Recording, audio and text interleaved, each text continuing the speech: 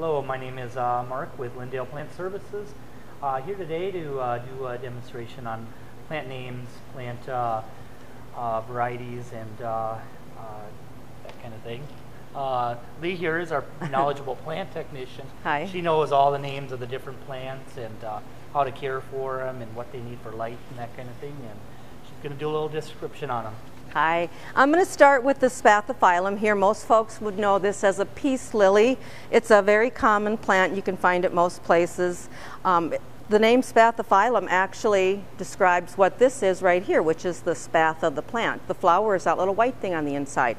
These things like a medium bright light. They like to be kept evenly moist.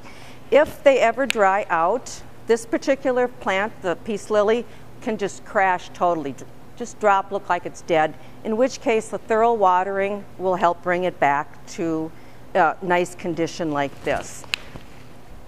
Very common plant, easy to care for. This next one you might have to look a little harder for. This is a Maranta. It's a plant that's been around a long time. It sits on can be a little plant on a shelf, or as you can see, this guy here is already trying to start to trail. You could put this in a hanging basket.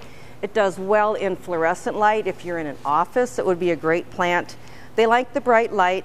The common name for this is prayer plant because at night the leaves fold up like praying hands. Another common name is rabbit track plant because of the venation on the leaves.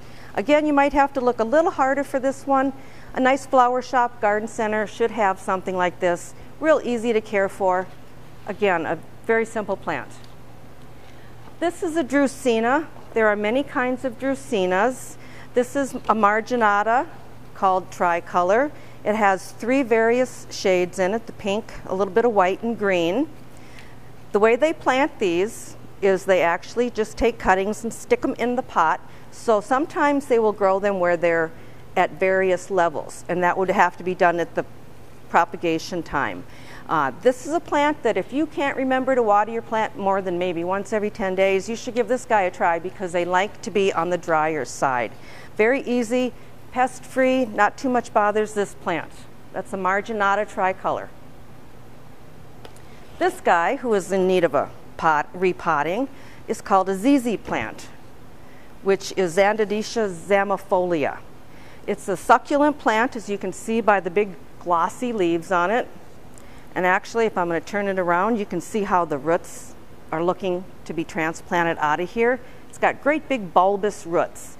This plant, again, being succulent, likes to dry down a little bit before you rewater it. Overwatering can cause it to rot, but otherwise it's a very carefree little plant. Very cool, very, very glossy. Philodendrons, most people have heard of philodendrons. This is a cultivar called Black Knight. Again, it's very glossy. This plant likes a little bit less light than some of them. It can burn, get a little tip burn if it's in too much sun. If you do have a real sunny area that you want to put this in, got your heart set on that nice coloration, just make sure you don't ever let it dry down. Water it thoroughly each and every time. Very nice glossy plant. One more here, Lee. One more. This plant is a Ficus elastica, also known as the rubber plant. This color may seem surprising to you. This is again called a tricolor. It's just a color variation. The cool thing about rubber plants, and the reason they got their name, is if you break a piece off, you're going to get a white latexy kind of goo coming out of it, which is actually, you could roll it up like a little rubber ball. This plant needs bright light, needs adequate water, and you'll get a nice full rounded plant like that.